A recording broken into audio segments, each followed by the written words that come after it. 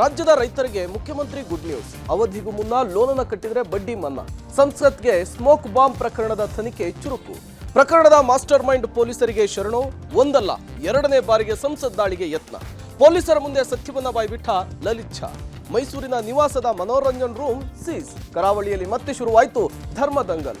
ಒಂದು ದಿನ ಪಬ್ಲಿಕ್ ಟಿವಿಯ 3 ಬಿಗ್ ಇಂಪ್ಯಾಕ್ಟ್. ಇದರೊಂದಿಗೆ ಮತ್ತಷ್ಟು ಸುದ್ದಿಗಳನ್ನು ನೋಡೋಣ ಕರ್ನಾಟಕ ಟಾಪ್ 20ಯಲ್ಲಿ. ವಿಧಾನಸಭೆ ಅಧಿವೇಶನದ ಕೊನೆಯ ದಿನ ರಾಜ್ಯದ ಜನತೆಗೆ ಮುಖ್ಯಮಂತ್ರಿ ಸಿದ್ದರಾಮಯ್ಯ ಗುಡ್ ನ್ಯೂಸ್ ಕೊಟ್ಟಿದ್ದಾರೆ. ಮಧ್ಯಮ ಅವಧಿ, ದೀರ್ಘಾವಧಿ ಸಾಲ ಅವಧಿಯೊಳಗೆ ಸಾಲ ಮರುಪಾವತಿ ಮಾಡಿದ್ದವರಿಗೆ ಬಡ್ಡಿ ಮನ್ನಾ ಘೋಷಣೆ ಮಾಡಿದ್ದಾರೆ. ಇದನ್ನ ವಿಪಕ್ಷ ನಾಯಕ ಆರ್ ಅಶೋಕ್ ಟೀಕಿಸಿದ್ದಾರೆ. ನೀವು ಸಾಲದ ಮೇಲೆ ಬಡ್ಡಿ ಮನ್ನಾ ಮಾಡಲ್ಲ, ರೈತರು ಸಾಲ ಕಟ್ಟಲ್ಲ, ನೀವು ಬಡ್ಡಿ ಮನ್ನಾ ಮಾಡಲ್ಲ ಅಂದ್ರು. ಇದಕ್ಕೆ ಪ್ರತ್ಯುತ್ತರಿಸಿದ ಸಿಎಂ, ನಮ್ಮ ಸರ್ಕಾರದ ಮೇಲೆ ಸಂಶಯ ಬೇಡ, ನಾವು ನುಡಿದಂತೆ ನಡೆಯುತ್ತೀವಿ ಅಂತ ಹೇಳಿದ್ರು. ಮಾನ್ಯ ಅಧ್ಯಕ್ಷರೇ, ಒಂದು ಘೋಷಣೆ, ಸಹಕಾರ ಬ್ಯಾಂಕುಗಳಲ್ಲಿ ಮಧ್ಯಮಾವಧಿ ಸಾಲ ಬರಗಾಲ ಬಂದಿರೋದ್ರಿಂದ ಮತ್ತೆ ಉತ್ತರ ಕರ್ನಾಟಕ ಭಾಗಕ್ಕೂ ಜನರಿಗೆ ಅನುಕೂಲ ಆಗಬೇಕು ಅನ್ನೋ ಕಾರಣಕ್ಕೋಸ್ಕರ ಬ್ಯಾಂಕ್ಗಳಿರುವ ಮಧ್ಯಮಾವಧಿ ಮತ್ತು ದೀರ್ಘಾವಧಿ ಸಾಲದ ಅಸಲನ್ನು ಕಟ್ಟಿದರೆ ಸಂಪೂರ್ಣ ಬಡ್ಡಿಯನ್ನು ಮನ್ನಾ ಮಾಡಲಾಗುವುದು. ಇವತ್ತು ಮುಖ್ಯಮಂತ್ರಿಗಳು ಏನು ಘೋಷಣೆ ಮಾಡಿದ್ದಾರೆ ಅದಕ್ಕೆ ಯಾವುದೇ ರೀತಿಯಾದಂತ ಆರ್ಥಿಕ ಒಂದು ಬೆಂಬಲ ಇಲ್ಲ, ಸುಮ್ಮನೆ ಘೋಷಣೆ ಮಾಡಿದ್ದಾರೆ. ನಾವು ಅವರಿಗೆ ಕೇಳ್ತಾ ಇರುವಂತದ್ದು, ರೈತರ ಸಾಲ 2 ಲಕ್ಷದವರೆಗೂ ರೈತರ ಸಾಲ ಮನ್ನಾ ಮಾಡಬೇಕು. ಮತ್ತು ಬರದಲ್ಲಿ ಹೆಚ್ಚು ತಾಲೂಕುಗಳು, ಉತ್ತರ ಕರ್ನಾಟಕದ ತಾಲೂಕುಗಳಿದೆ, ಎಕರೆಗೆ 25,000 ರೂಪಾಯಿ ಕೊಡಬೇಕು ಅನ್ನೋ ಒಂದು ಮಾತನ್ನ ನಾವು ಈಗಾಗಲೇ ಹೇಳಿದ್ವಿ. ಅದನ್ನ ಮಾಡಬೇಕು ಅನ್ನೋ ಒತ್ತಾಯವನ್ನ ನಾನು ಮಾಡ್ತಾ ಇದ್ದೀನಿ. ಸಂಸತ್ಗೆ ಸ್ಮೋಕ್ ಬಾಂಬ್ ಪ್ರಕರಣದ ತನಿಖೆ ಚುರುಕಾಗ್ತಾ ಇದೆ. ಮೈಸೂರಿನ ವಿಜಯನಗರದಲ್ಲಿರುವಂತಹ ಆರೋಪಿ ಮನೋರಂಜನ್ ನಿವಾಸದ ರೂಮನ್ನು ಪೊಲೀಸರು ಸೀಸ್ ಮಾಡಿದ್ದಾರೆ. ಮನೋರಂಜನ್ ಬಗ್ಗೆ ಮಾಹಿತಿ, ಬ್ಯಾಂಕ್ ಖಾತೆ ಬಗ್ಗೆ ವಿವರಣೆಯನ್ನ ತಿಳ್ಕೊಳ್ತಾ ಇದ್ದಾರೆ. ನಿನ್ನೆಯಷ್ಟೇ ಮನೆಗೆ ಭೇಟಿ ನೀಡಿದಂತಹ ಕೇಂದ್ರ ಗುಪ್ತಚರ ಇಲಾಖೆ ಅಧಿಕಾರಿಗಳು ಪೋಷಕರಿಂದ ಮಾಹಿತಿಯನ್ನ ಸಂಗ್ರಹಿಸಿದ್ದಾರೆ. ಮೈಸೂರಿಗೆ ಮತ್ತೊಬ್ಬ ಆರೋಪಿ ಸಾಗರ್ 2 ಬಾರಿ ಬಂದು ಹೋಗಿದ್ದ ಅನ್ನೋದನ್ನ ಮನೋರಂಜನ್ ಕುಟುಂಬಸ್ಥರು ಖಚಿತಪಡಿಸಿದ್ದಾರೆ. ಈ ಬಗ್ಗೆ ಪೊಲೀಸರು ತನಿಖೆಯನ್ನ ಮುಂದುವರಿಸ್ತಾ ಇದ್ದಾರೆ. ಇನ್ನು ಸಂಸದ ಸ್ಥಾನದಿಂದ ಪ್ರತಾಪ್ ಸಿಂಹ ವಜಾಗೊಳ್ಳುವಂತೆ ಆಗ್ರಹಿಸಿ ಪ್ರತಿಭಟನೆಗಳು ನಡೀತಾ ಇದೆ. ಮೈಸೂರಿನ ಮಹಾರಾಜ ವೃತ್ತದ ಬಳಿ ಸಂಸದ ಪ್ರತಾಪ್ ಸಿಂಹ ಭಯೋತ್ಪಾದಕ ಅಂತ ವಿವಾದಾತ್ಮಕ ಫ್ಲೆಕ್ಸ್ ರಾರಾಜಿಸ್ತಾ ಇತ್ತು. ಕೂಡಲೇ ಎಚ್ಚೆತ್ತಂತಹ ಪಾಲಿಕೆ ಫ್ಲೆಕ್ಸ್ ತೆರವಿಗೆ ಮುಂದಾಯಿತು. ಈ ವೇಳೆ ಕರ್ನಾಟಕ ರಾಜ್ಯ ಹಿಂದುಳಿದ ವರ್ಗಗಳ ಜಾಗೃತ ವೇದಿಕೆ ಸದಸ್ಯರು ಹಾಗೂ ಪಾಲಿಕೆ ಸಿಬ್ಬಂದಿ ನಡುವೆ ಮಾತಿನ ಚಕಮಕಿ ನಡೆದಿದೆ. ಲೋಕಸಭೆಯಲ್ಲಿ ಸ್ಮೋಕ್ ಬಾಂಬ್ ಪ್ರಕರಣಕ್ಕೆ ಬಿಗ್ ಟ್ವಿಸ್ಟ್ ಸಿಕ್ಕಿದೆ. ಸಂಸತ್ ಮೇಲೆ ದಾಳಿಗೆ ಒಂದಲ್ಲ 2 ಪ್ಲಾನ್ ಮಾಡಲಾಗಿತ್ತು. ಪ್ಲಾನ್ ಎ ವಿಫಲ ಆದರೆ ಪ್ಲಾನ್ ಬಿಗೆ ತಯಾರಿ ನಡೆದಿತ್ತು ಅಂತ ಪೊಲೀಸರ ಮುಂದೆ ಶರಣಾಗಿದ್ದಂತಹ ಪ್ರಕರಣದ ಮಾಸ್ಟರ್ ಮೈಂಡ್ ಲಲಿತ್ ಝಾ ಬಾಯ್ಬಿಟ್ಟಿದ್ದಾನೆ. ಮನೋರಂಜನ್, ಸಾಗರ್ ಶರ್ಮಾ ಒಳಗೆ ಕೆಲಸ ಮುಗಿಸ್ತಾ ಇದ್ದಂತೆ ಹೊರಗೆ ನೀಲಂ ಮತ್ತು ಅಮೋಲ್ ಬಣ್ಣದ ಬಾಂಬ್ ಹೊಡಿಬೇಕಾಗಿತ್ತು. ಹೊರಗಡೆ ನೀಲಂ ಮತ್ತು ಅಮೋಲ್ ಕಡೆಯಿಂದ ಸಾಧ್ಯವಾಗದೇ ಇದ್ರೆ ಪ್ಲಾನ್ ಬಿ ಪ್ರಕಾರ ಮಹೇಶ್ ಮತ್ತು ಕೈಲಾಶ್ ಮತ್ತೊಂದು ದಿಕ್ಕಿನಿಂದ ಸಂಸತ್ ಹೊರಭಾಗದಲ್ಲಿ ಮಾಧ್ಯಮದ ಗಮನ ಸೆಳೆಯುವಂತಾಗಿತ್ತು. ಆದ್ರೆ ಹಿಂದಿನ ದಿನ ಗುರುಗ್ರಾಮ್ನಲ್ಲಿರುವಂತಹ ವಿಕ್ಕಿಯ ಮನೆಗೆ ಮಹೇಶ್ ಮತ್ತು ಕೈಲಾಶ್ ತಲುಪೋದಿಕ್ಕೆ ವಿಫಲರಾದ ಕಾರಣ ಅಮೋಲ್ ಮತ್ತು ನೀಲಂ ಅವರನ್ನ ಸಂಸತ್ತಿನ ಹೊರಗೆ ಕಾರ್ಯವನ್ನ ಪೂರ್ಣಗೊಳಿಸಲು ನಿಷೇಧಿಸಲಾಗಿತ್ತು. ಅಂತೆಯೇ ಪ್ಲಾನ್ ಎನ್ನ ಯಶಸ್ವಿಯಾಗಿ ಆರೋಪಿಗಳು ಮುಗಿಸಿದ್ರು. ಪ್ರಕರಣ ಸಂಬಂಧ ಮತ್ತಿಬ್ಬರನ್ನ ಅರೆಸ್ಟ್ ಮಾಡಲಾಗಿದೆ. ಆರೋಪಿಗಳೊಂದಿಗೆ ನಂಟು ಹೊಂದಿರುವಂತಹ ಶಂಕೆ ಹಿನ್ನೆಲೆಯಲ್ಲಿ ದೆಹಲಿ ಪೊಲೀಸರು ಮಹೇಶ್ ಮತ್ತು ಕೈಲಾಶ್ರನ್ನ ಬಂಧಿಸಿ ವಿಚಾರಣೆಯನ್ನ ನಡೆಸ್ತಾ ಇದ್ದಾರೆ. ಇನ್ನು ವಿಶೇಷ ಸೆಲ್ನಿಂದ ವಿಚಾರಣೆ ನಡೆಸಲಾಗ್ತಾ ಇದೆ. ಇನ್ನು ಲೋಕಸಭೆಯಲ್ಲಿ ಶನಿವಾರ ಅಥವಾ ಭಾನುವಾರ ಆರೋಪಿಗಳ ಸಮ್ಮುಖದಲ್ಲಿ ಘಟನೆಯ ಮರುಸೃಷ್ಟಿಯಾಗಲಿದೆ.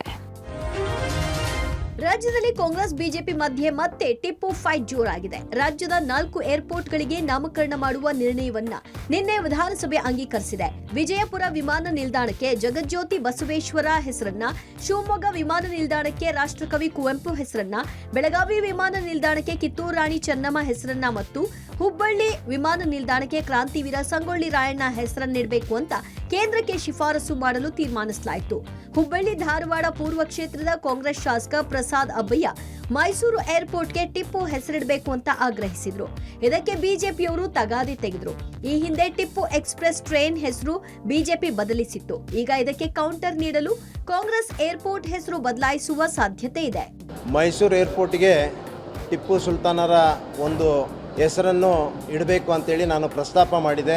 ಆದರೆ ಬಿಜೆಪಿಯವರು ಇತಿಹಾಸವನ್ನು ತಿರುಚುವಂಥ ಕೆಲಸ ಯಾವತ್ತೂ ಕೂಡ ಮಾಡ್ತಾರೆ. ಏನು ಇತಿಹಾಸ ಇದೆ, ವಾಸ್ತವಾಂಶ ಇದೆ, ಅದನ್ನು ಒಪ್ಕೊಳ್ಳುವಂಥದ್ದಿಲ್ಲ.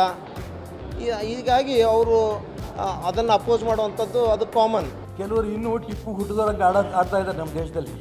ಅವ್ರಿಗೆ ಆ ರೀತಿ ಆಡಲಿಲ್ಲ ಅಂದರೆ ತಿಂದಿದ್ದ ಅನ್ನ ಕರಗಲ್ಲ ಈ ದೇಶದ್ದು. ಪಾಕಿಸ್ತಾನದಾಗ ಹುಟ್ಟಬೇಕಿತ್ತು ಅವರು. ಸಿಗುತ್ತೆ ಇವತ್ತಿಲ್ಲ ನಾಳೆ, ಅವರೆಲ್ಲರಿಗೂ ಸಾಕಷ್ಟು ಉತ್ತರಗಳು ಸಿಗ್ತಾ ಇದೆ. ಅವ್ರಿಗೆ ಏನೇನು ಉತ್ತರ ಸಿಗಬೇಕು ಸಿಗತ್ತೆ. ಪ್ರಸಾದ್ ಅಬ್ಬಯ್ಯ ಅವ್ರ ಅಭಿಪ್ರಾಯ ಅವ್ರು ಹೇಳಿದ್ದಾರೆ. ಅವ್ರ ಅಭಿಪ್ರಾಯ ಹೇಳಿದ್ರೆ ತಪ್ಪೇನಿದೆ? ಅವ್ರ ಅಭಿಪ್ರಾಯ ಪ್ರಸಾದ್ ಅಬ್ಬಯ್ಯ ಅವರು ಟಿಪ್ಪು ಸುಲ್ತಾನ್ ಮೇಲೆ ಅಭಿಮಾನ ಇಟ್ಕೊಂಡು ಅವ್ರ ಅಭಿಪ್ರಾಯನ ಅವ್ರು ಹೇಳಿದ್ದಾರೆ. ಅವರು ಕರಾವಳಿಯಲ್ಲಿ ಮತ್ತೆ ವ್ಯಾಪಾರ ಧರ್ಮದಂಗಲ್ ಶುರುವಾಗಿದೆ. ಡಿಸೆಂಬರ್ 18ರಂದು ನಡೆಯಲಿರುವ ದಕ್ಷಿಣ ಕನ್ನಡ ಜಿಲ್ಲೆಯ ಶ್ರೀ ಕ್ಷೇತ್ರ ಸುಬ್ರಹ್ಮಣ್ಯದಲ್ಲಿ ಚಂಪಾಷಷ್ಠಿಗೆ ಅನ್ಯಮತೀಯರ ವ್ಯಾಪಾರಕ್ಕೆ ಬಹಿಷ್ಕಾರ ಹಾಕುವಂತೆ ಹಿಂದೂ ಸಂಘಟನೆಗಳು ಒತ್ತಾಯಿಸಿವೆ. ದೇವಳದ ಕಾರ್ಯನಿರ್ವಹಣಾಧಿಕಾರಿ ಅವರಿಗೆ ಮನವಿ ಸಲ್ಲಿಸಿದ್ದು, ಸುಬ್ರಹ್ಮಣ್ಯದ ಕುಮಾರಧಾರ ಬಳಿ ಅನ್ಯ ಧರ್ಮೀಯರಿಗೆ ವ್ಯಾಪಾರಕ್ಕೆ ಬಹಿಷ್ಕಾರ ಅನ್ನೋ ಬ್ಯಾನರ್ ಅನ್ನ ಅಳವಡಿಕೆ ಮಾಡಲಾಗಿದೆ. ಇತಿಹಾಸ ಪ್ರಸಿದ್ಧ ಕುಕ್ಕೆ ಶ್ರೀ ಸುಬ್ರಹ್ಮಣ್ಯನ ಚಂಪಾಷಷ್ಠಿಯ ಸಂದರ್ಭದಲ್ಲಿ ಈ ಪರಿಸರದಲ್ಲಿ ಅನ್ಯಮತೀಯ ವ್ಯಾಪಾರ ವಹಿವಾಟುಗಳನ್ನು ನಿಷೇಧಿಸಲಾಗಿದೆ ಅಂತ ಹಿಂದೂ ಹಿತರಕ್ಷಣಾ ವೇದಿಕೆ ಸುಬ್ರಹ್ಮಣ್ಯ ಅನ್ನೋ ಹೆಸರಿನಲ್ಲಿ ಬ್ಯಾನರ್ ಹಾಕಲಾಗಿದೆ. ಬಳ್ಳಾರಿಯ ಕುರುಗೋಡು ಪಟ್ಟಣದಲ್ಲಿರುವ ಥಿಯೇಟರ್ ವಸತಿ ಶಾಲೆ ಬಗ್ಗೆ ನಿಮ್ಮ ಪಬ್ಲಿಕ್ ಟಿವಿ ಬೆಳಗ್ಗೆಯಿಂದ ಸುದ್ದಿ ಪ್ರಸಾರ ಮಾಡಿತ್ತು. ಈ ಬೆನ್ನಲ್ಲೇ ಹಿಂದುಳಿದ ವರ್ಗಗಳ ಕಲ್ಯಾಣ ಇಲಾಖೆ ಎಚ್ಚೆತ್ತುಕೊಂಡಿದೆ. ಕೂಡಲೇ ಹೊಸ ಕಟ್ಟಡಕ್ಕೆ ಶಾಲೆ ಸ್ಥಳಾಂತರ ಮಾಡಲು ಮುಂದಾಗಿದೆ. ಜಿಲ್ಲಾ ಹಿಂದುಳಿದ ವರ್ಗಗಳ ಕಲ್ಯಾಣಾಧಿಕಾರಿ ಜಲಾಲಪ್ಪ ಮಾತನಾಡಿ, ಒಂದು ವೇಳೆ ಹೊಸ ಕಟ್ಟಡ ಸಿಗದೇ ಇದ್ರೆ ಇರುವ ಕಟ್ಟಡ ದುರಸ್ತಿಗೆ ಕ್ರಮ ಕೈಗೊಳ್ಳುವ ಸೂಚನೆ ಕೊಡ್ತೀವಿ. ಸುಮಾರು 6 ವರ್ಷಗಳ ಹಿಂದೆಯೇ ಜಿಲ್ಲಾಧಿಕಾರಿ ಜಾಗ ನೀಡಿದ್ದಾರೆ. ಆದ್ರೆ ಈವರೆಗೂ ಕಟ್ಟಡ ನಿರ್ಮಾಣಕ್ಕೆ ಸರ್ಕಾರದಿಂದ ಅನುದಾನ ಬಂದಿಲ್ಲ. ಹೀಗಾಗಿ ಚಿತ್ರಮಂದಿರದಲ್ಲಿ ಶಾಲೆ ನಡೆಸಲಾಗ್ತಿದೆ. ಹಲವು ಬಾರಿ ಕರ್ನಾಟಕ ವಸತಿ ಶಾಲೆಯ ಶಿಕ್ಷಣ ಸಂಸ್ಥೆಗಳ ಸಂಘಕ್ಕೆ ಪತ್ರ ಬರೆಯಲಾಗಿದೆ. ಆದ್ರೆ ನಮ್ಮ ಪತ್ರಕ್ಕೆ ಯಾವುದೇ ಉತ್ತರ ನೀಡಿಲ್ಲ. ಮೇಲಾಗಿ ಸರ್ಕಾರದಿಂದ ಅನುದಾನದ ಕೊರತೆ ಇದೆ. ಹೀಗಾಗಿ ಶಾಲಾ ಕಟ್ಟಡ ನಿರ್ಮಾಣ ಆಗಿಲ್ಲ. ಆದ್ರೆ ಮಕ್ಕಳ ಹಿತದೃಷ್ಟಿಯಿಂದ ತಾತ್ಕಾಲಿಕ ಕ್ರಮಕ್ಕೆ ಸೂಚಿಸ್ತೀವಿ ಅಂದಿದ್ದಾರೆ. 2017ರಲ್ಲಿ ಮಾನ್ಯ ಜಿಲ್ಲಾಧಿಕಾರಿಗಳು ಅದಕ್ಕೆ 6 ಎಕರೆ ಜಮೀನನ್ನು ಕೊಟ್ಟಿದ್ದಾರೆ ಹೊಸ ಕಟ್ಟಡ ಕಟ್ಟಲಿಕ್ಕಾಗಿ. ಸೊ ಅದಕ್ಕೆ ಅನುದಾನ ಬಂದ ನಂತರ ಹೊಸ ಕಟ್ಟಡ ನಿರ್ಮಾಣ ಆದರೆ ಅದಕ್ಕೆಲ್ಲ ಸಮಸ್ಯೆನೂ ಬಗೆಹರಿತದೆ. ಸೊ ಅಲ್ಲಿವರೆಗೂ ಈಗ ನಮಗೇನು ಆ ಕಟ್ಟಡ ಇದೆ, ಆ ಕಟ್ಟಡಕ್ಕಿಂತ ಉತ್ತಮ ಕಟ್ಟಡ ನಮಗೆ ಸಿಗಲಿಕ್ಕೆ ಎಲ್ಲ ರೀತಿಯಿಂದನೂ ಹುಡುಕ್ಲಿಕ್ಕೆ ಪ್ರಯತ್ನವನ್ನು ಈಗ ಆಲ್ರೆಡಿ ನಮ್ಮ ಅಧಿಕಾರಿಗಳು ಮಾಡಿದ್ದಾರೆ. ಮತ್ತು ಹಲವಾರು ಪತ್ರಿಕೆಗಳಲ್ಲೂ ಕೂಡ ಈ ಬಗ್ಗೆ ಪ್ರಕಟಣೆ ಕೂಡ ಕೊಟ್ಟಿದ್ದಾರೆ. ಕಟ್ಟಡದ ಬಾಡಿಗೆಗಾಗಿ ಹೊಸ ಕಟ್ಟಡ ಆಗುವವರೆಗೂ ಇರ್ತಕ್ಕಂಥ ಕಟ್ಟಡನ ಅಥವಾ ಒಳ್ಳೆಯ ಕಟ್ಟಡಕ್ಕೆ ಶಿಫ್ಟ್ ಮಾಡಲಿಕ್ಕೆ ತಕ್ಷಣವೇ ಶಿಫ್ಟ್ ಮಾಡಲಿಕ್ಕೆ ನಾನು ನಮ್ಮ ಪ್ರಾಚಾರ್ಯರಿಗೆ ತಿಳಿಸ್ಕೊಟ್ಟಿದ್ದೀನಿ. ನ್ಯಾಯಬೆಲೆ ಅಂಗಡಿಯಲ್ಲಿ ಬಡವರಿಗೆ ನೀಡುವ ಅನ್ನಭಾಗ್ಯದ ಅಕ್ಕಿಯಲ್ಲೂ ಕಣ್ಣು ಹಾಕಲಾಗ್ತಾ ಇದೆ. ಈ ದೃಶ್ಯ ಪಬ್ಲಿಕ್ ಟಿವಿ ಕ್ಯಾಮೆರಾದಲ್ಲಿ ಸರಿಯಾಗಿದೆ. ಬಡವರಿಗೆ ಸಿಗುವ ಅನ್ನಭಾಗ್ಯದ ಅಕ್ಕಿಯ ತೂಕದಲ್ಲೂ ನ್ಯಾಯಬೆಲೆ ಅಂಗಡಿಯವ ಮೋಸ ಮಾಡಿದ್ದಾನೆ. ಮಹಾಲಕ್ಷ್ಮಿ ಲೇಔಟ್ನ ನ್ಯಾಯಬೆಲೆ ಅಂಗಡಿಯಲ್ಲಿ ಪಬ್ಲಿಕ್ ಟಿವಿ ಕ್ಯಾಮೆರಾ ಕಣ್ಣಿಗೆ ರೆಡ್ ಹ್ಯಾಂಡ್ ಆಗಿ ಅಂಗಡಿಯಾತ ತಗಲಾಕೊಂಡಿದ್ದಾನೆ. ಅರ್ಧ ಕೆಜಿ 600 ಗ್ರಾಂ ತೂಕದಲ್ಲಿ ವ್ಯತ್ಯಾಸ ಮಾಡಿ ಬಡವರಿಗೆ ಅಕ್ಕಿಯನ್ನು ಕೊಡಲಾಗ್ತಾ ಇದೆ. ಇದನ್ನು ಪ್ರಶ್ನೆ ಮಾಡಿದ್ರೆ ನ್ಯಾಯಬೆಲೆ ಅಂಗಡಿಯಾತ ನಾವು ಹಿಂಗೆ ತೂಕ ಮಾಡೋದು, ಅರ್ಜೆಂಟ್ನಲ್ಲಿ ಹೀಗಾಗುತ್ತೆ, ಏನು ಮಾಡೋದಕ್ಕಾಗುತ್ತೆ ಅಂತ ಧಿಮಾಕಿನ ಉತ್ತರವನ್ನು ಕೊಟ್ಟಿದ್ದಾನೆ. ಒಂದೊಂದು ನ್ಯಾಯಬೆಲೆ ಅಂಗಡಿಯಿಂದ ಸಾವಿರಾರು ಜನರಿಗೆ ಅಕ್ಕಿ ಸಿಗುತ್ತೆ. ಪ್ರತಿಯೊಬ್ಬರಿಂದ ಹೀಗೆ ಅರ್ಧ ಕೆಜಿ ಅಕ್ಕಿಯನ್ನು ತೂಕದಲ್ಲಿ ಮೋಸ ಮಾಡಿದ್ರು ಉಳಿದಿರುವ ಅಕ್ಕಿಯನ್ನು ಅದು ಯಾರಿಗೆ ಮಾರ್ಕೊಳ್ತಾರೆ, ಎಷ್ಟು ಅಕ್ಕಿ ಎಲ್ಲಿ ಹೋಗುತ್ತೆ ಅನ್ನೋದು ಈಗ ಸಾರ್ವಜನಿಕರ ಪ್ರಶ್ನೆ. ಎಲ್ಲರೂ ಒಂದೇ ಹೆಂಗೆ ಬರುತ್ತೆ? ಅಕಸ್ಮಾತ್ ಹಾಕ್ಬೇಕಾದ್ರೆ 200 ಗ್ರಾಮ್ 300 ಗ್ರಾಮ್ ಮುಂದೆ ಬರುತ್ತೆ ಅಷ್ಟೇ. ಎಲ್ಲರೂ ಒಂದೇ ಥರ ಬರಲ್ಲ. ಈಗ ನೋಡಿ ಒಂದ್ಸಲಿ, ಇವಾಗ ಇಟ್ಟು ನೋಡಿ ಒಂದ್ಸಲಿ. ಅಲ್ಲ ಹಾಕ್ಬೇಕಾ ಡಿಫ್ರೆನ್ಸ್ ಬಂದೇ ಬರುತ್ತೆ. ಇವಾಗ ಒಬ್ರಿಗೆ ಇಬ್ಬರಿಗೇನೋ ಅಂತ ಅನ್ಬೋದು. ಮಾಮೂಲಿ ಹಾಕ್ಬೇಕಾ ನೋಡ್ಕೊಂಡು ಪಟ ಅಂತ ಹಾಕ್ತಾ ಇರ್ತೀವಲ್ಲ ನಾವು, ಅಷ್ಟಕ್ಕೊಂದು ಹಿಂದೆ ಮುಂದೆ ಬಂದಿರುತ್ತೆ. ಜಾಸ್ತಿ ಬರಲ್ಲ, 1 ಕೆಜಿ 2 ಕೆಜಿ ಎಲ್ಲ ಬರಲ್ಲ. ಒಂಚೂರು 200 ಗ್ರಾಮ್ 300 ಗ್ರಾಮ್ ಬರುತ್ತೆ. ಹಿಂಗಕ್ಕ ಮೋಸ 100 ಗ್ರಾಮ್ ಏನು ಮೋಸ ಆಗುತ್ತಕ್ಕ? 100-200 ಗ್ರಾಮ್ ಹೆಂಗೆ ಮೋಸ ಆಗುತ್ತೆ? ಹಾಕ್ಬೇಕಾರಕ್ಕ ಬ್ಯಾಗ್ ಎಲ್ಲರೂ ಇಸ್ಕೊಂಡ್ರೆ ಲೇಟಾಗಿ ಹೋಗುತ್ತೆ. ನಮ್ಮದು ರೇಷನ್ ಕಾರ್ಡ್ಗಳು ಜಾಸ್ತಿ ಇದೆ, ಆರಾಮಾಗಿ ಕೊಡ್ಬೋದಲ್ಲ ಅಂತ ನಾವು ಕೊಡೋದು ಅಷ್ಟೇ. ಮಹಾಲಕ್ಷ್ಮಿ ಲೇಔಟ್ ನ್ಯಾಯಬೆಲೆ ಅಂಗಡಿಯಲ್ಲಿ ಅನ್ಯಾಯ ಆಗ್ತದೆ, ತೂಕದಲ್ಲಿ ವ್ಯತ್ಯಾಸ ಆಗ್ತಾ ಇದೆ. ಪರಿಶೀಲನೆ ಮಾಡೋಣ,